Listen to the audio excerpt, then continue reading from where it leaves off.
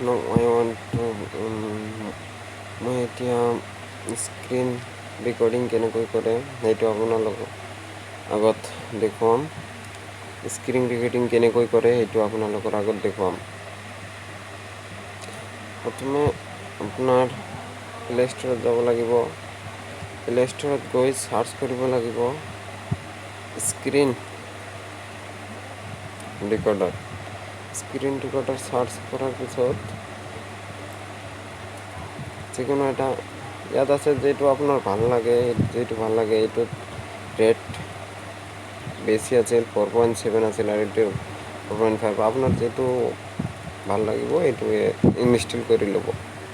Install কৰি লোৱাৰ পিছত এই যে ইনষ্টল কৰা আছে, এইটো ইনষ্টল কৰাৰ পিছত আগতেই কৰা আছিল কাৰণে মই কোনো কৰিবলগীয়া দৰকাৰ নহ'ল, সেইকাৰণে মই অপেনত গৈছোঁ। অপেন কৰি লওঁ। অপেন কৰি ল'লে এনেকুৱা এটা আহিব। ছেটিংছত যাই যিবিলাক আপোনাৰ দৰকাৰী যিবিলাক ছেটিং অন কৰিব লাগে এইবিলাক অন কৰি দিব। ব্ৰাছটো লাগেই কেতিয়াবা স্ক্ৰীন ৰেকৰ্ডিং কৰিবলৈ। স্ক্ৰীনশ্বট আৰু ষ্টাৰ্ট কৰাৰ আগত কাউণ্টডাউনটো এইটো আছে, এনেকুৱাই কৰি দিব। কেতিয়াবা ৰেকৰ্ডিং কৰোঁতে এইটো কিবা ঠাইত আপোনাৰ ব্ৰাছ কৰিব লাগে, মুচি দিব লাগে, তাত এনেকুৱাকৈ মাৰি দিলে গুচি গ'ল। এইটো ৰঙা হৈ গ'ল।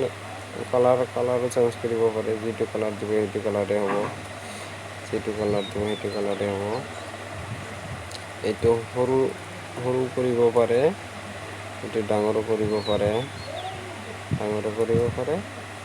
এইটো সৰু কৰিব পাৰে। কালাৰটো যিকোনো এটা যি কালাৰ লাগে এইকেইটাৰ ভিতৰত সেইটো কালাৰে ল'ব পাৰে। এইটো ব্ৰাছ গ'ল। এতিয়া স্ক্ৰীন ৰেকৰ্ডিং হৈয়ে আছে মোৰ।